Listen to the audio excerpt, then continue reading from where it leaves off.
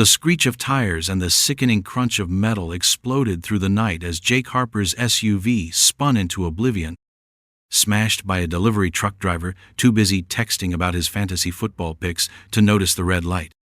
Jake, a former CIA analyst turned motivational speaker, clung to life in a Seattle hospital bed, his body a roadmap of pain, 5 broken ribs, a collapsed lung, a fractured pelvis, and a traumatic brain injury that blurred the line between life and death. In the fog of painkillers, he heard the hospital room door creak open. Whispers cut through the haze. His wife, Sophia, and their smarmy neighbor, Caleb Warner, plotting in hushed tones. Their words were a knife to his heart. Betrayal, secrets, and a plan to vanish with his children and his fortune. This wasn't just a car crash, it was the wreckage of the life Jake had built, and he was about to fight back with every ounce of strength he had left. Jake's mind, battered but sharp, pieced together the conversation. Sophia, her voice dripping with disdain, told their kids, Emma, 14, and Noah, 11, that their dad's self-help guru nonsense was a lie hiding secrets that could wreck their perfect suburban life. She mocked his TED Talk-style speeches, the ones that packed community centers with people desperate for hope.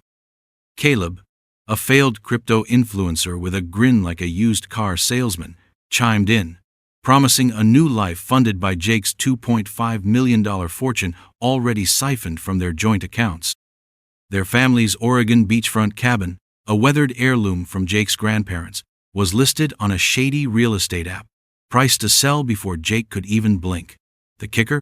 Caleb was selling classified intel about Jake's CIA past to Ivan Volkov, a cybercriminal with a rap sheet longer than a Black Friday line, for $5 million. Jake's heart monitor spiked, betraying his rage.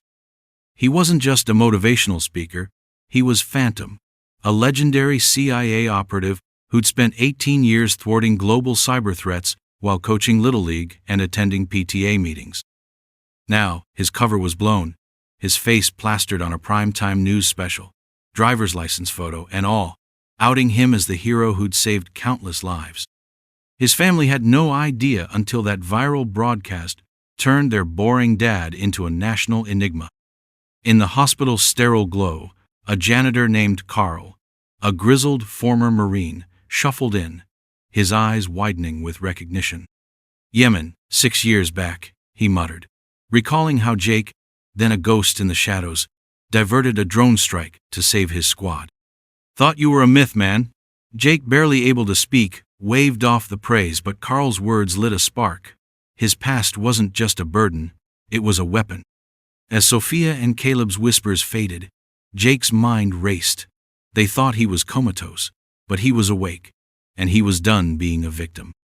He needed Mia Torres, his former CIA partner, a cybersecurity genius who could hack a mainframe faster than most people could brew coffee. From his hospital bed, Jake activated a burner phone hidden in his belongings, his fingers trembling as he dialed her number. Mia, it's me. They took everything. I need you. Sophia and Caleb, meanwhile, had fled to Park City, Utah, living large in a gaudy mansion, straight out of a reality TV show about new money wannabes. Caleb, banned from Silicon Valley for insider trading, posted cringeworthy Instagram reels, flaunting sports cars and designer sneakers with hashtags like "Living My Best Life." He burned through $60,000 a month on NFT scams and overpriced espresso machines, sneering at Jake's hustle hard mantra as boomer nonsense. Mia's surveillance, however, painted a darker picture. Emma was skipping school, her once bright eyes dulled by resentment, while Noah retreated into video games, his laughter replaced by silence.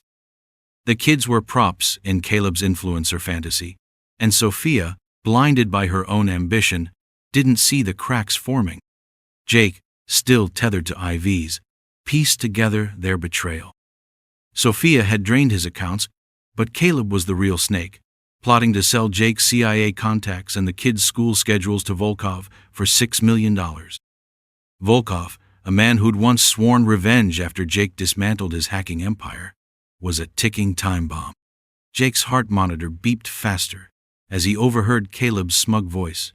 Jake never appreciated you, Soph. All those late-night speaking gigs? He was playing spy while you raised his kids. Sophia's reply was ice cold. I deserve better. We both do. Jake's rage burned hotter than his injuries. He wasn't just fighting for his money. He was fighting for Emma and Noah, the kids he'd taught to ride bikes and dream big, now caught in a web of lies. The hospital room door opened again, and a nurse's soft voice interrupted. I need to check Mr. Harper's vitals. Sophia, smooth as ever, ushered the kids out, but not before Noah's small hand brushed Jake's arm. Bye, Daddy, he whispered, voice cracking. Caleb leaned close, thinking Jake was out cold. I'll make sure they never want for anything. Unlike you, Mr. Motivational. Jake's heart monitor spiked again, and the nurse frowned. Heart rate's climbing. Let's give him space. Alone at last, Jake forced his eyes open, croaking, Water! The startled nurse spun around. Mr. Harper, you're awake. Hours of tests followed, each one a painful reminder of his broken body, but his mind was a steel trap, plotting his next move. By evening, a hospital volunteer, a retired teacher named Evelyn, approached Jake's bed. I saw the news, she said softly. You're the Phantom. My nephew was on that cargo ship you saved in the Gulf. We owe you. Jake's throat tightened. His secret life had saved strangers, but it cost him his family. Evelyn's words echoed. You're more than your mistakes, Mr. Harper. Don't let the darkness win. Her encouragement was a lifeline, pulling him from despair. That night, as the TV blared his exposed identity, Jake's phone buzzed with 72 missed calls reporters, old contacts, and one from Sophia, probably panicking. He ignored them all. His focus was razor sharp. Get his kids back, reclaim his life, and make Caleb pay. 6 weeks later, Jake stood in his empty Seattle home, leaning on a cane, his body screaming from grueling physical therapy. The house was a ghost town family, photos gone, furniture sold, even Noah's drone kit missing from the garage he'd turned into a makerspace. But one thing remained, a hidden safe room, disguised as a wine cellar, packed with encrypted laptops, burner phones, and fake passports Sophia never knew existed. Jake pressed his palm to a scanner, and the wall slid open, revealing his arsenal. He activated a secure line to Mia. I need Freya, he said, using her code name. 20 minutes later, a black SUV rolled up, and Mia Torres stepped out, her copper hair catching the moonlight. You look like you've been through a blender, she quipped, hugging him gently. Feel like it, Jake shot back, but his eyes burned with purpose. He laid out the betrayal, Sophia's theft, Caleb's deal with Volkov, and the kid's misery. Mia's jaw tightened. What's the plan? Jake's voice was steel. This is personal. I want my kids back, and I want Caleb buried. Mia's intel was a goldmine. Sophia and Caleb were living it up in Park City, enrolling Emma and Noah in an elite academy where kids arrived in Teslas. Caleb's social media was a circus of excess ski trips, steak dinners, and a custom crypto wallet he bragged about online. But Mia's surveillance photos told a different story. Emma's forced smiles, Noah's hunched shoulders. Jake's heart ached, but his resolve hardened. Caleb was withdrawing $60,000 monthly, funneling most of it offshore to the Caymans. Worse, he'd contacted Volkov, offering Jake CIA contacts and the kids' routines for $6 million. Volkov, a ghost who'd haunted Jake's career, was meeting Caleb next week at a Denver ski resort.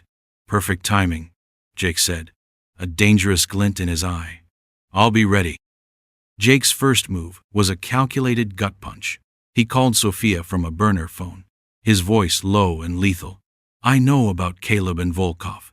$6 million for my kids' names and my old files. You've got 24 hours to get them somewhere safe. Sophia's sharp intake of breath betrayed her ignorance of Caleb's deal. He wouldn't, she stammered. Thursday, Denver, $6 million. Jake cut in. Move, or I can't protect you. He hung up, knowing she'd confront Caleb, knowing it would unravel their fragile alliance. Sure enough, Mia's bugs in their mansion caught the fallout a screaming match in their home theater. "You're selling our kids' lives to a criminal?" Sophia shrieked. Caleb, ever the sleaze, snapped back. "You think this mansion pays for itself? Your hero husband made enemies. I'm just cashing in." Sophia collapsed in tears, but Caleb stormed out, moving his Volkov meeting up to the next day. Jake anticipated this. Using Mia's CIA connections, he ensured Volkov's emissary at the Denver ski resort was him.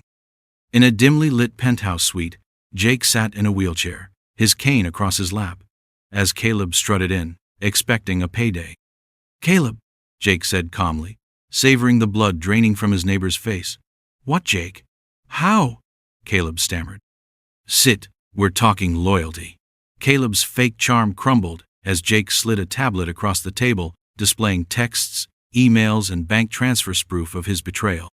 "You stole $2.5 million, slept with my wife, and sold my kids to Volkov. Bad day to be you." Caleb tried a sob story, claiming he loved Sophia, but Jake cut him off. "Transfer $2 million back. Sign a confession. Or I send your address to Volkov with a note about your double cross." Caleb, sweating, lunged for the tablet. But Jake, despite his injuries, pinned him to the floor with a move honed in CIA training. "You ruined your life when you targeted mine," Jake growled. "Now you face the consequences." As Caleb cowered, Jake sent fake texts from his phone, luring Sophia and the kids to a Montana cabin under the guise of a family emergency. Sophia, rattled by Jake's warning, complied, pulling Emma and Noah from school and grabbing $50,000 in cash. At the cabin, Mia waited, her presence a shock. "Who are you?" Sophia demanded, clutching a Louis Vuitton bag. "Jake's partner," Mia replied coolly. "The husband you left to die." Before Sophia could respond, her phone buzzed with a video call from Caleb, his face bruised, eyes wild. "Soph, he knows everything. Jake's alive." The call cut off as Jake's voice came through. "Where are my kids?" Sophia, trembling, handed the phone to Emma and Noah. Jake's tone softened, asking about their school, their friends, ensuring they were unharmed. When Sophia took the phone back, she blurted, "The money's gone." Caleb lost it on crypto. Jake's laugh was cold. "I know every account, every transaction. Did you think I wouldn't have backups?" Two black SUVs roared up the cabin's driveway, federal agents spilling out. "What's happening?" Sophia gasped. Jake's voice was ice. "Caleb's deal with Volkov is conspiracy to commit terrorism. Evidence is airtight. You're either complicit or you're not." Sophia's face paled. "I had no idea." Jake offered a deal. "Sign the divorce papers, give up custody, walk away with $300,000, or face a trial that'll plaster your face next to Caleb's on CNN." Tears streaming. Sophia signed, muttering about Jake's self-righteous hero complex. She walked away with the cash, barred from contacting Emma and Noah until they turned 18. Caleb wasn't so lucky. His confession, paired with Jake's evidence, landed him 20 years in federal prison, his influencer dreams roasted on late-night talk shows. 3 months later, Jake settled into a modest Virginia home, his cane a constant reminder of the crash. Family game nights with Emma and Noah filled the house with laughter, healing old wounds. Emma, inspired by Jake's CIA stories, threw herself into debate club, outsmarting opponents with the same cunning her dad used on missions. Noah, once withdrawn, built a drone with Jake, their bond cemented over circuits and dreams of flight. Jake launched a YouTube channel, blending gritty spy tales with life lessons. Trust your instincts, even when the world betrays you. His videos went viral, resonating with viewers who'd faced their own betrayals. "Betrayal builds character if you don't let it break you," he said in one clip, sparking thousands of comments about overcoming toxic relationships and financial ruin. But the past wasn't done with Jake. A rival operative leaked his old mission files online, forcing him to shield Emma and Noah from new threats. Sophia, desperate, tried contacting Emma via TikTok, but Jake blocked her with a court order, teaching Emma the power of boundaries. He trained Noah in cybersecurity, turning father-son time into lessons about vigilance. When a tabloid claimed Jake faked his injuries for clout, he posted a raw video, bearing his scarce physical and emotional. "Life will crash into you," he said, eyes blazing. "You choose whether to crash or rise. Choose to rise." The video exploded, inspiring viewers to rewrite their own stories. This is where Jake's story hits its peak, a testament to resilience, family, and the courage to rebuild. If this story moved you, hit that subscribe button and join our community of dreamers and fighters. Share in the comments, what's a betrayal you've overcome and how did you rise? Your story could inspire someone else.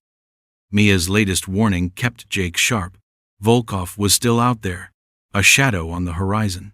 But in Virginia, under a starry sky, Jake helped Noah aim his drone at the moon. Emma practiced her debate speech nearby, her voice strong. The nightmares lingered, the crash, the lies, the hospital whispers, but moments like these made it all worthwhile. Jake Harper, father, survivor, phantom, had fought the darkness and won. Some shadows never fade, but they don't have to define you. Choose to rise.